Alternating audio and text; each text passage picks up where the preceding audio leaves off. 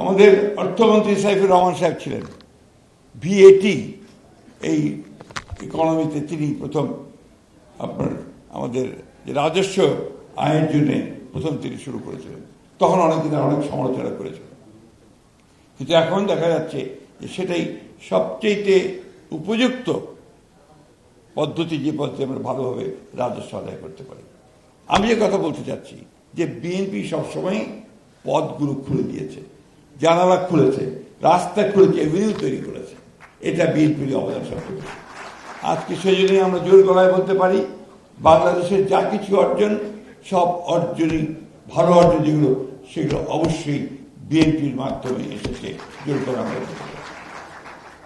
প্রিয় বন্ধুরা, আজকে বাংলাদেশের একটা সন্ধিক্ষণ, যুগ সন্ধিক্ষণ, পরিবর্তনের জায়গায় যাচ্ছে।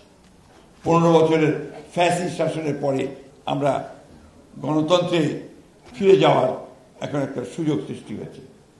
অনেক বাধা প্রতিবন্ধকতা আসছে, কিন্তু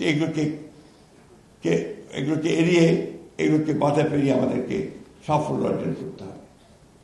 আজকে আমাদের বিরুদ্ধে বিভিন্ন রকম চক্রান্ত হয়, প্রচারণা চলে, অপপ্রচার চলে। সবচেয়ে বড় হচ্ছে একটা অপপ্রচার চলছে।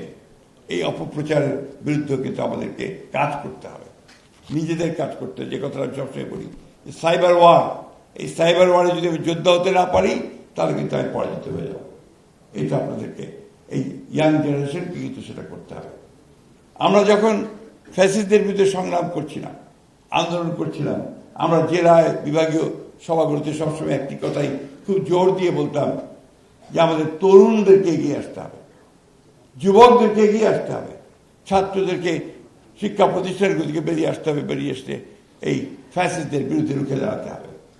যেদিন সেটা হয়েছে, সেদিন এই পরিবর্তনটা এসেছে।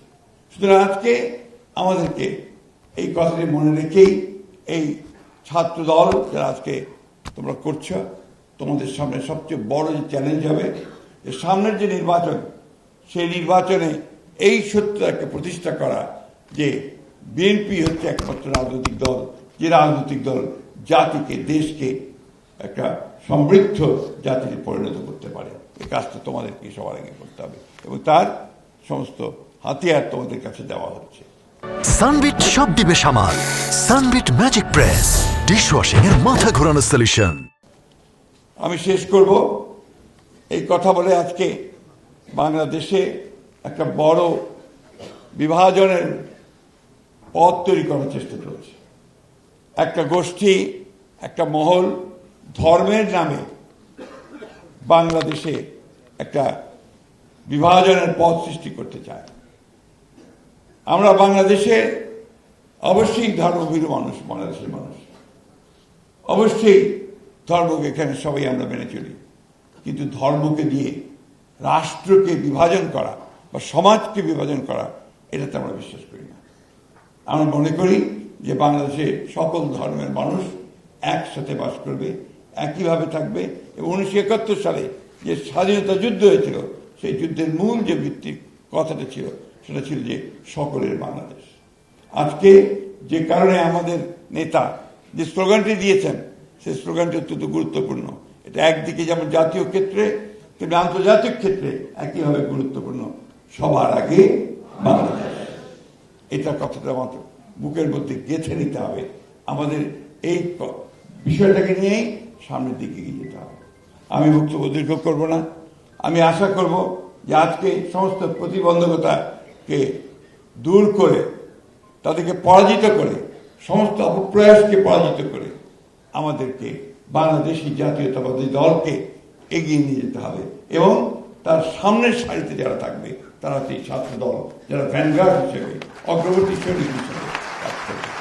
আমি এই কথা বলে এই বিএনপির যে কর্মপরিকল্পনা, আজকে এটা দেশ গড়ার পরিকল্পনা শীর্ষক যে কর্মসূচি, সেই কর্মসূচির শুভ উদ্বোধন ঘোষণা করছি, এবং আশা করছি যে আমাদের ভারপ্রাপ্ত চেয়ারম্যান মহোদয় তিনি বিকেলে বোধহয় এখানে প্রধান অতিথি হিসেবে তার বক্তব্য রাখবেন।